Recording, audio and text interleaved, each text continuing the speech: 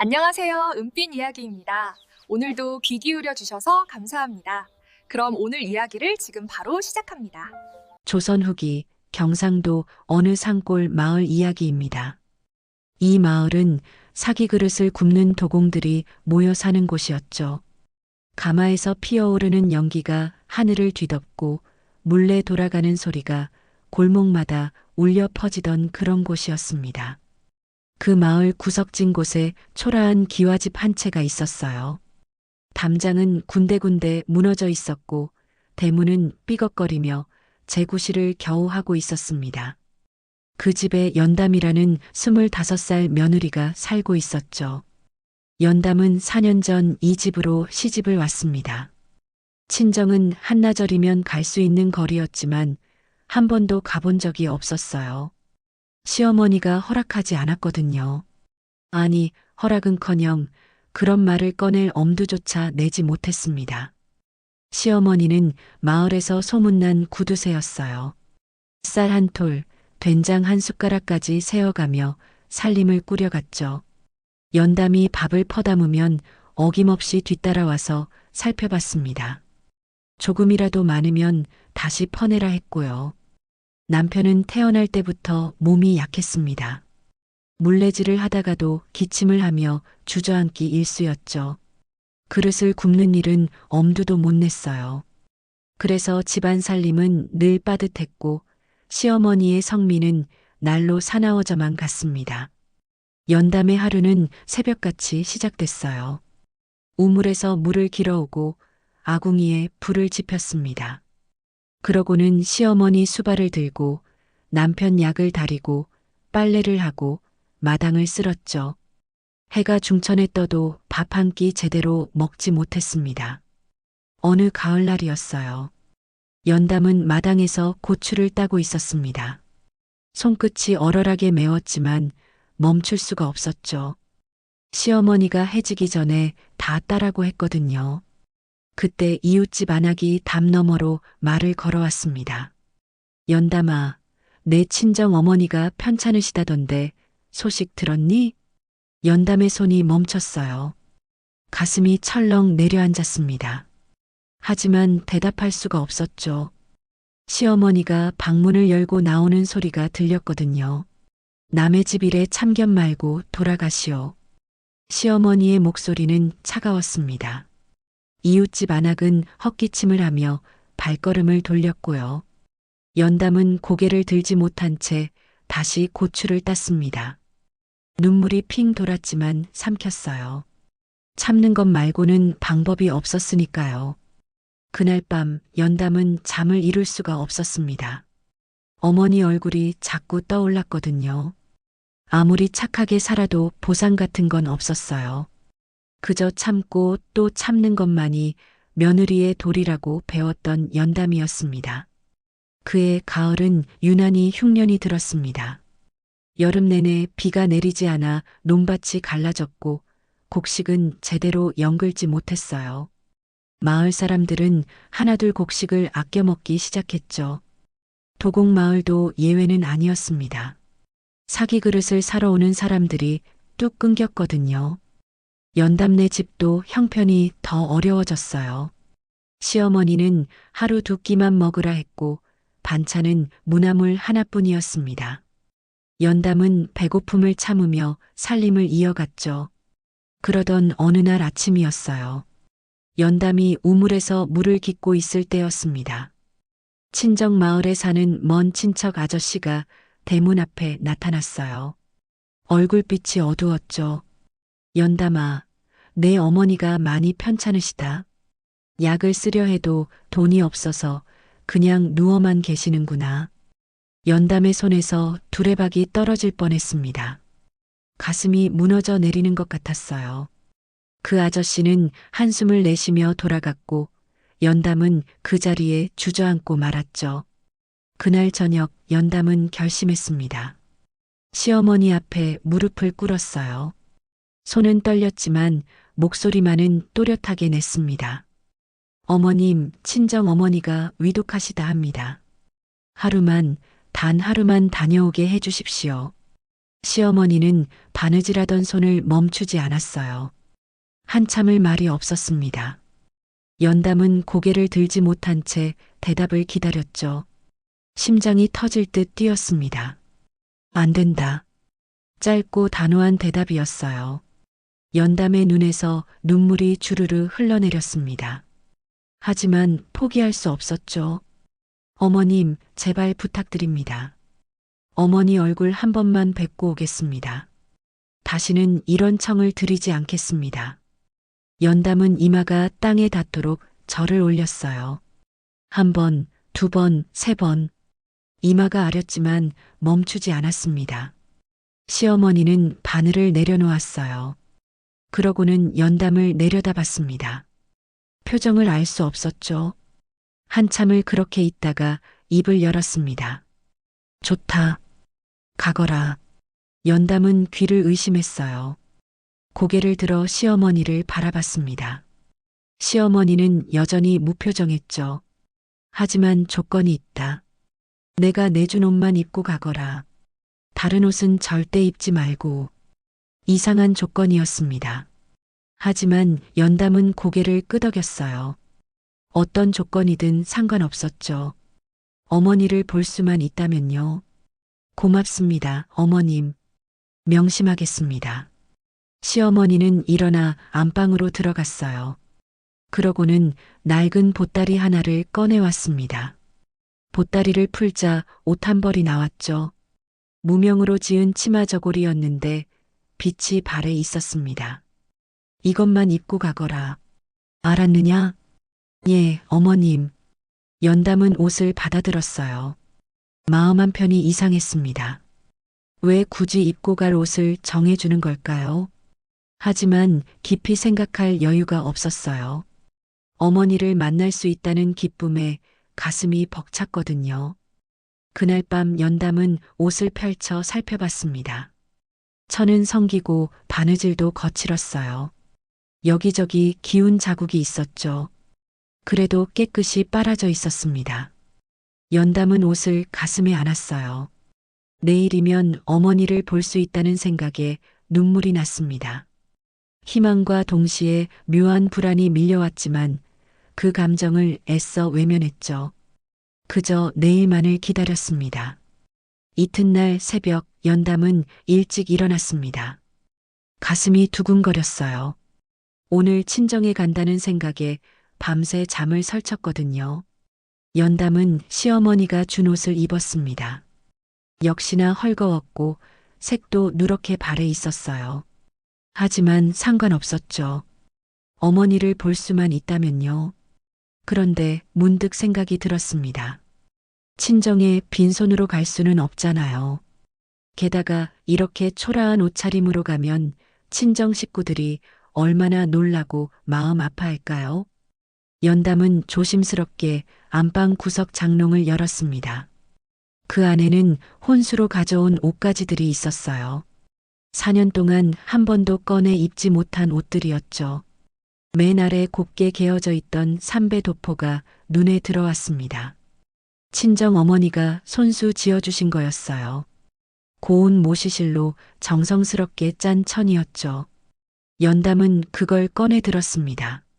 손끝으로 천을 어루만졌어요. 어머니의 체온이 느껴지는 것 같았습니다. 이걸 입고 가야지. 그래야 어머니가 안심하실 거야. 연담은 조용히 옷을 갈아입기 시작했습니다. 삼배 도포는 몸에 딱 맞았어요. 거울에 비친 자신의 모습이 낯설었습니다. 4년 만에 제대로 된 옷을 입으니 사람 구실을 하는 것 같았죠. 바로 그때였습니다. 뭐 하는 거냐? 시어머니가 방문을 벌컥 열고 들어왔어요. 눈이 부릅떴습니다. 연담은 깜짝 놀라 몸을 움츠렸죠. 어머님. 내가 뭐라 했느냐? 내가 준 옷만 입고 가라 했지. 시어머니는 성큼성큼 다가왔습니다. 그러고는 연담이 입고 있던 도포를 움켜쥐었어요. 있는 힘껏 잡아당겼죠. 어머님, 제발이요. 이건 친정 어머니가 지어주신. 말이 채 끝나기도 전이었습니다. 시어머니는 부엌으로 달려가더니 부엌칼을 들고 왔어요. 연담의 얼굴이 하얗게 질렸습니다. 벗어라. 당장 벗으란 말이다. 연담은 떨리는 손으로 도포를 벗었습니다. 시어머니는 그걸 낚아채더니 마당으로 나갔어요. 그러고는 칼로 도포를 갈기갈기 찢기 시작했습니다. 스르륵 찢어지는 소리가 마당에 울려 퍼졌어요. 한 번, 두 번, 세 번. 정성스럽게 짠 삼배가 순식간에 누더기가 되어갔습니다. 어머님, 안 됩니다. 제발요. 연담은 달려나가 시어머니를 붙잡으려 했어요. 하지만 시어머니는 밀쳐냈습니다. 연담은 그 자리에 주저앉고 말았죠. 눈물이 비오듯 쏟아졌습니다. 시어머니는 마지막 한 조각까지 찢어버렸어요. 그러고는 거친 숨을 몰아쉬며 연담을 내려다봤습니다. 이제 정신 차렸느냐? 시어머니는 안으로 들어가더니 다른 옷을 들고 나왔습니다. 그런데 그게 옷이라고 할 수 있을까요? 흙과 재가 잔뜩 묻은 작업복이었어요. 도공들이 가마 앞에서 입는 누더기였습니다. 군데군데 구멍이 나 있었고 끝자락은 탄 자국까지 있었죠. 이걸 입고 가거라. 연담은 말문이 막혔습니다. 손이 떨렸어요. 그 옷을 입고 친정에 간다고요? 어머니가 식구들이 이 모습을 보면 얼마나 가슴 아파하실까요? 어머님, 이건 너무 심하십니다. 싫으면 가지 마라. 선택은 내 몫이다. 시어머니의 목소리는 차갑고 단호했습니다. 연담은 그 옷을 받아들 수밖에 없었어요. 손에 쥔 누더기에서 흙냄새와 재냄새가 났습니다. 어머니를 보려면 이걸 입어야 했어요. 마지막 남은 체면마저 버려야 했습니다. 연담은 눈물을 삼키며 고개를 끄덕였습니다. 연담은 그 누더기를 입었습니다. 옷감이 거칠어서 살같이 따가웠어요. 흙과 재냄새가 코를 찔렀죠. 하지만 어쩔 수 없었습니다. 이것 아니면 친정에 갈 방법이 없었거든요. 옷을 입는 순간 이상한 느낌이 들었어요. 뭔가 무거웠습니다. 단순히 천이 두꺼워서 그런 게 아니었어요. 어깨를 짓누르는 듯한 묵직함이 느껴졌죠. 연담은 고개를 가웃거렸지만 깊이 생각하지 않았습니다. 해가 떠오르기 시작했어요. 연담은 작은 보따리 하나만 들고 집을 나섰습니다. 시어머니는 대문 앞에 서서 지켜봤죠. 한마디 말도 없었습니다. 연담은 허리를 굽혀 인사를 올리고 발걸음을 옮겼어요. 친정까지는 산길 하나를 넘어야 했습니다. 평소 같으면 반나절이면 충분한 거리였어요. 연담은 익숙한 길을 따라 걸었죠. 그런데 이상했습니다. 제 반시진도 걷지 않았는데 숨이 찼어요. 다리가 무거웠습니다. 평소보다 훨씬 힘들었죠. 연담은 멈춰서서 숨을 골랐어요. 이상하네. 몸이 왜 이렇게 무거울까? 다시 걷기 시작했습니다. 산길이 가팔라지자 더 힘들어졌어요. 옷이 점점 더 무거워지는 것 같았습니다. 어깨가 짓눌리는 느낌이 들었죠. 연담은 큰 나무 아래에서 잠시 쉬었습니다. 옷깃을 여미며 숨을 고르는데 문득 생각이 들었어요. 이 옷은 내 인생 같구나. 무겁고 거칠고 냄새나는 이 옷이 지난 4년의 세월과 똑같았습니다. 벗어던지고 싶어도 벗을 수 없었던 삶이었죠. 연담은 쓴웃음을 지었어요. 다시 길을 재촉했습니다. 해가 중천에 떠올랐어요. 땀이 등줄기를 타고 흘러내렸습니다. 옷이 땀에 젖으니 더욱 무거워졌죠.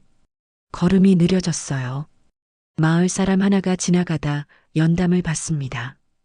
그 사람은 고개를 갸웃하더니 그냥 지나쳤어요. 연담의 모습이 거지와 다를 바 없었거든요. 수치심이 밀려왔습니다. 얼굴이 화끈거렸어요. 그래도 참아야 해. 어머니를 봐야 하니까. 연담은 이를 악물고 걸었습니다. 한 걸음 한 걸음이 천근만근 같았어요. 옷은 점점 더 무거워졌습니다. 이제는 숨쉬기조차 힘들었죠. 고갯길 중턱쯤 왔을 때였어요. 연담은 더 이상 걸을 수가 없었습니다. 길가 바위에 주저앉았죠. 온몸에 힘이 쭉 빠졌어요. 옷을 내려다봤습니다. 여전히 흙과 재가 묻어 있었어요. 햇빛에 말라 굳어진 얼룩들이 보였습니다.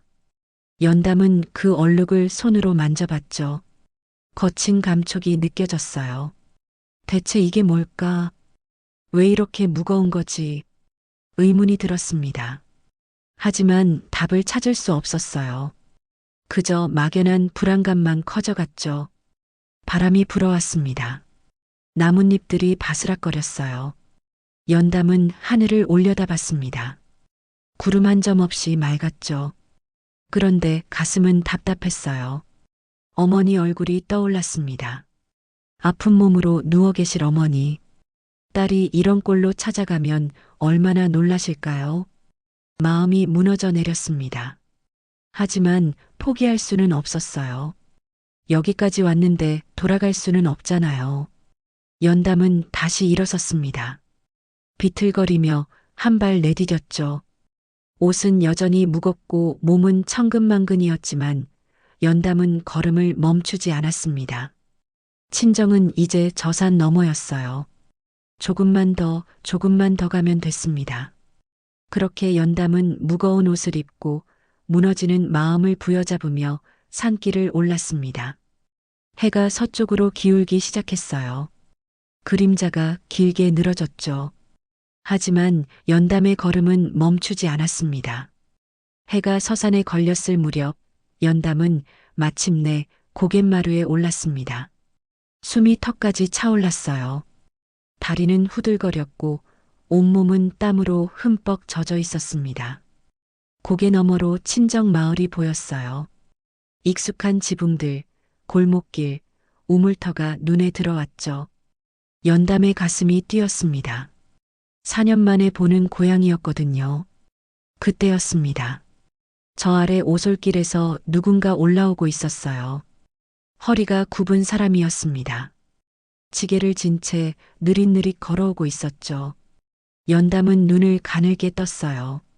그 사람이 가까워지자 심장이 철렁 내려앉았습니다. 어머니였어요. 친정 어머니가 나무를 지게에 지고 올라오고 있었습니다. 어머니, 연담은 비틀거리며 달려 내려갔어요. 어머니는 고개를 들었습니다. 딸을 알아보는 순간 지게를 내려놓았죠. 연담아. 어머니의 목소리는 떨렸습니다. 연담은 어머니 앞에 섰어요. 그러고는 말을 잇지 못했습니다. 눈앞의 모습이 믿기지 않았거든요. 어머니는 무척 야위어 있었습니다. 광대뼈가 툭 튀어나왔고 눈은 푹 꺼져 있었어요. 입술은 갈라져 있었고 손등에는 핏줄이 붉어져 보였죠. 4년 전 통통하고 건강하던 그 모습은 어디에도 없었습니다.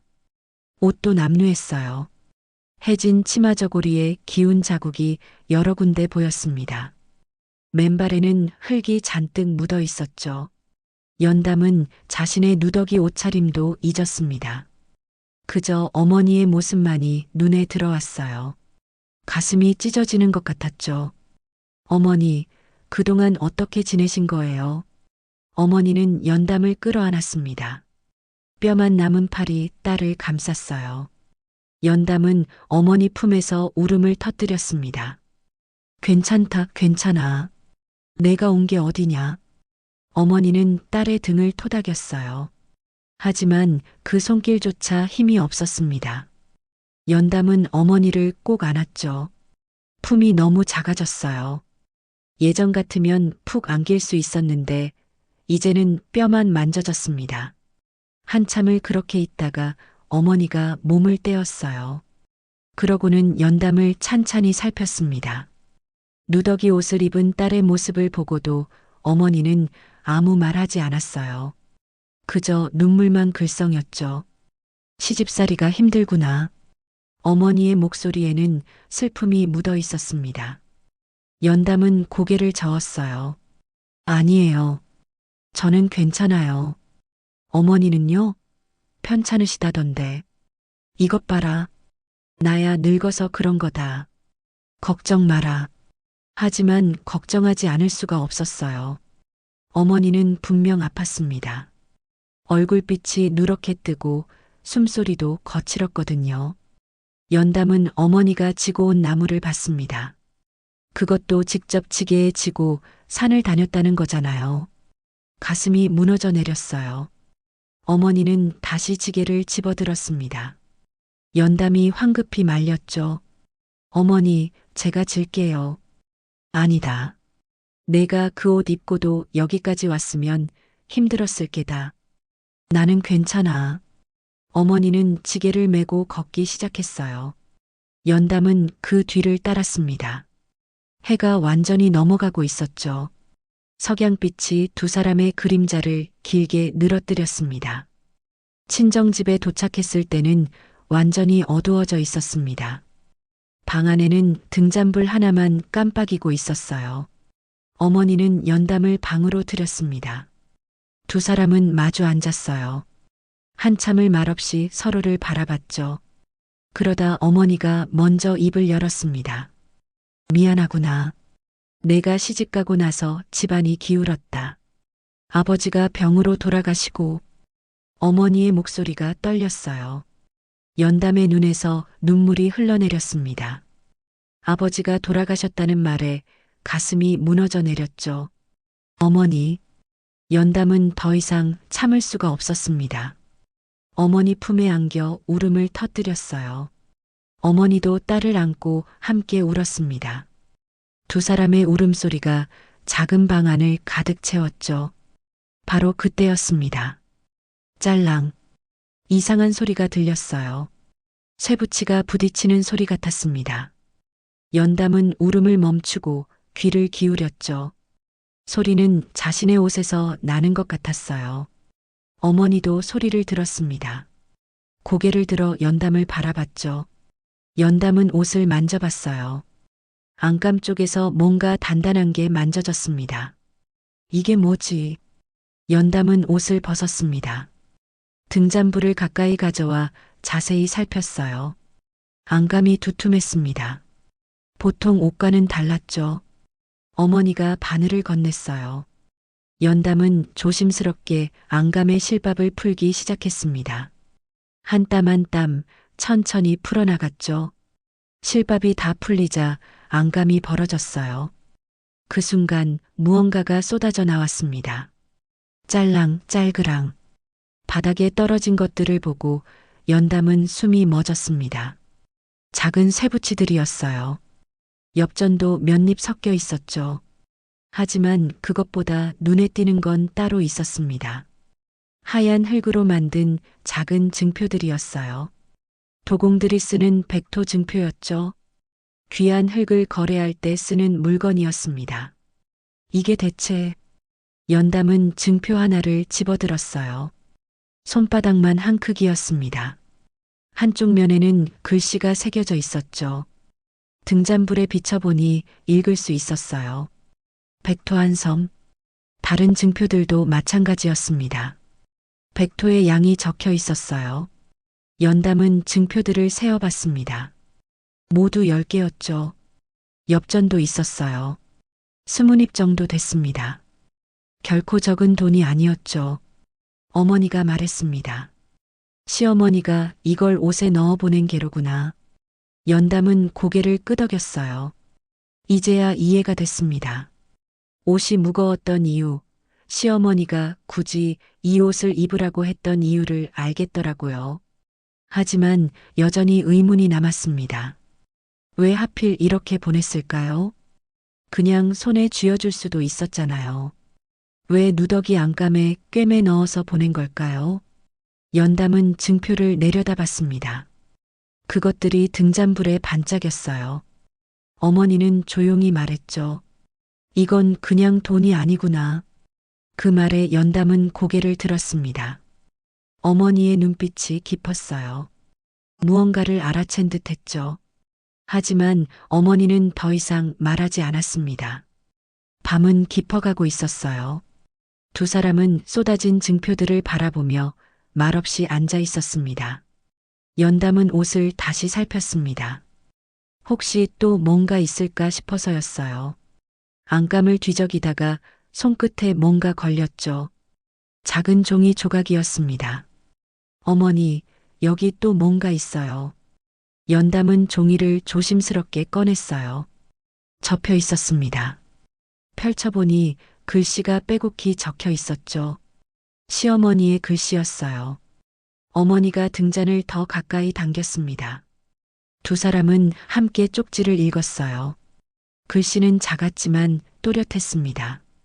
올해는 흉년이라 장터에서도 돈을 받지 않는 곳이 많다.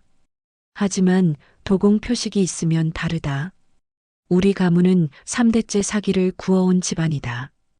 장터살 가게와 약방에서는 이 증표를 보이면 외상으로 물건을 내줄 것이다. 가을 추수 후 백토로 갚으면 된다. 연담은 숨을 죽이고 글을 읽어 내려갔어요.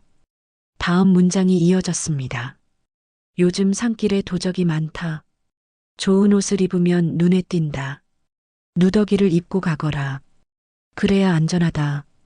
연담의 손이 떨렸습니다. 시어머니가 누더기를 입으라고 한 이유가 이것이었어요. 자신을 지키기 위해서였던 거죠. 마지막 문장이 남아 있었습니다. 이것은 시주가 아니다. 거래다. 친정에서 이 증표로 필요한 것을 구하되 가을에 백토값을 갚아야 한다. 그러니 친정 어른께 고개 숙일 필요 없다. 당당히 쓰고 당당히 갚으면 그만이다. 글은 거기서 끝이었어요. 연담은 쪽지를 내려놓았습니다. 가슴이 뭉클해졌죠. 어머니가 말했습니다. 내 시어머니는 무서운 분이 아니셨구나. 연담은 고개를 끄덕였어요. 눈물이 흘러내렸습니다. 시어머니를 오해했던 자신이 부끄러웠죠. 삼배 도포를 찢었던 것도 누더기를 입으라 했던 것도 모두 이유가 있었습니다. 좋은 옷을 입고 가다가 도적을 만나면 어쩔 뻔했어요. 산길은 위험했거든요. 증표를 옷에 꿰매 넣은 것도 마찬가지였습니다. 손에 들고 가다가 빼앗기거나 잃어버릴 수도 있었죠. 하지만 옷 안감에 넣으면 안전했어요. 거래라고 말한 것도 깊은 뜻이 있었습니다.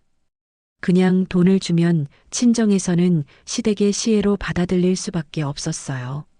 고개를 숙이고 고마워해야 했죠. 하지만 거래라면 달랐습니다.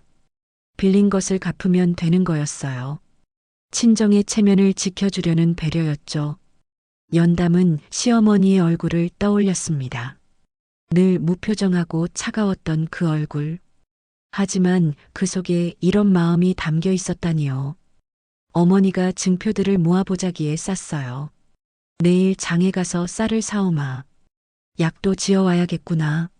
네, 어머니. 연담은 누더기 옷을 다시 입었습니다. 이제는 그 옷이 다르게 느껴졌어요. 무겁고 거칠지만 따뜻했습니다. 시어머니의 마음이 담긴 옷이었거든요. 밤이 깊어갔어요. 어머니는 연담 옆에 누웠습니다. 두 사람은 나란히 천장을 바라봤죠. 연담아. 네, 어머니. 좋은 시댁에 시집 갔구나. 연담은 대답하지 못했어요. 목이 메었습니다. 4년 동안 힘들다고만 생각했던 시집살이였어요. 시어머니를 미워하기도 했죠. 하지만 이제 알았습니다. 시어머니는 자신만의 방식으로 며느리를 아끼고 있었던 거예요. 말로 표현하지 않았을 뿐이었죠. 연담은 눈을 감았습니다. 마음 한구석이 따뜻해졌어요. 무거웠던 짐이 조금 가벼워진 것 같았습니다. 창밖에서는 귀뚜라미 소리가 들려왔어요. 가을밤은 깊어가고 있었습니다. 연담은 시어머니에게 감사하는 마음을 품고 잠이 들었죠. 다음 날 아침 연담은 일찍 일어났습니다. 장터에 갈 준비를 했어요. 누더기 옷을 입고 증표를 품에 넣었죠. 어머니와 함께 장터로 향했습니다. 햇살이 따스했어요. 연담의 발걸음은 가벼웠습니다. 이제는 당당했거든요. 이것은 시주가 아니라 거래였으니까요. 시어머니가 만들어준 길이었습니다. 냉정해 보였지만 따뜻한, 무서워 보였지만 자상한 그 마음이 연담을 이끌고 있었어요. 장터는 사람들로 북적였습니다. 연담은 어머니와 함께 쌀 가게로 갔어요. 주인은 증표를 보더니 고개를 끄덕였죠. 도공 박시댁 표시기로구먼. 쌀 2말 드릴 테니 가을에 백토로 갚으시게. 연담은 허리를 굽혀 인사했습니다. 쌀을 받아 어머니께 건넸어요. 어머니의 눈가가 촉촉해졌죠. 약방에서도 마찬가지였어요. 약방 주인은 증표를 보고 좋은 약재를 골라주었습니다. 인삼과 황기, 감초가 들어간 귀한 약이었죠. 이 약 열을 드시면 기운 차리실 겁니다. 어머니는 그날부터 약을 다려 먹었어요. 며칠 지나지 않아 얼굴에 혈색이 돌기 시작했습니다. 기침도 줄어들었죠. 연담은 안도의 한숨을 쉬었어요. 사흘을 친정에 머물렀습니다. 어머니와 함께 밥을 짓고 이야기를 나누고 웃었어요. 4년 만에 느껴보는 평온함이었죠. 하지만 돌아갈 시간이 왔습니다. 연담은 어머니께 작별 인사를 올렸어요. 어머니, 몸조리 잘하세요. 제가 또 올게요. 그래, 조심해서 가거라. 시어머님께 잘 여쭈어라. 연담은 누더기 옷을 입고 집을 나섰습니다. 이제는 그 옷이 무겁지 않았어요. 오히려 든든했죠. 집에 도착한 건 해질 무렵이었습니다. 시어머니는 마당에서 빨래를 널고 있었어요. 연담을 보고도 아무 말 하지 않았죠. 그저 고개만 끄덕였습니다. 다녀왔습니다, 어머님. 그래. 시어머니는 짧게 대답하고 안으로 들어갔어요. 연담은 누더기 옷을 벗어들었습니다. 우물가로 가서 정성스럽게 빨았죠. 흙과 재를 씻어내니 천의 본래 색이 드러났어요. 연담은 옷을 말려서 곱게 개었습니다. 그러고는 안방 장롱 깊숙한 곳에 넣어두었죠. 언젠가 또 필요할지 모를 옷이었습니다. 시어머니의 마음이 담긴 옷이었거든요. 그날 저녁 연담은 시어머니께 친정 소식을 전했어요.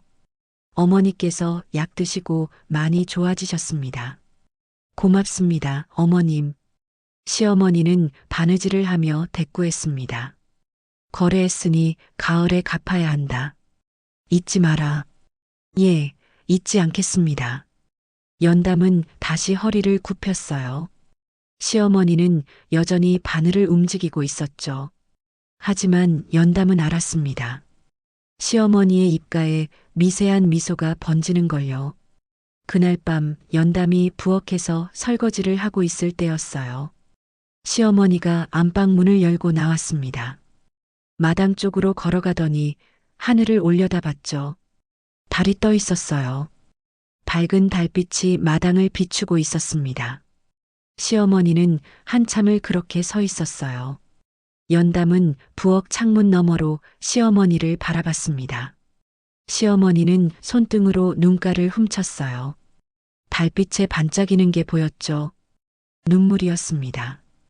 연담의 가슴이 뭉클해졌어요. 시어머니도 사람이었습니다. 며느리를 걱정하고 안도하고 기뻐하는 사람이었죠. 다만 표현하지 않았을 뿐이었어요. 가장 차가운 방식이 때로는 가장 뜨거운 보호일 때가 있습니다. 시어머니는 그런 사람이었어요. 말보다 행동으로, 겉으로 드러내지 않는 방식으로 며느리를 지켰죠. 연담은 조용히 설거지를 마쳤습니다. 시어머니는 이미 안방으로 들어간 뒤였어요. 연담은 마당에 나가 달을 올려다봤습니다. 밝은 달이 떠 있었어요. 그 달빛 아래 누더기 옷이 떠올랐습니다. 무겁고 거칠지만 따뜻했던 그 옷. 연담은 미소 지었죠. 여기까지 은빛 이야기였습니다. 오늘의 이야기가 마음의 작은 여운으로 남았기를 바랍니다. 다음 이야기에서도 조용히 진심으로 찾아뵙겠습니다. 고맙습니다. 구독과 좋아요 부탁드립니다. 감사합니다.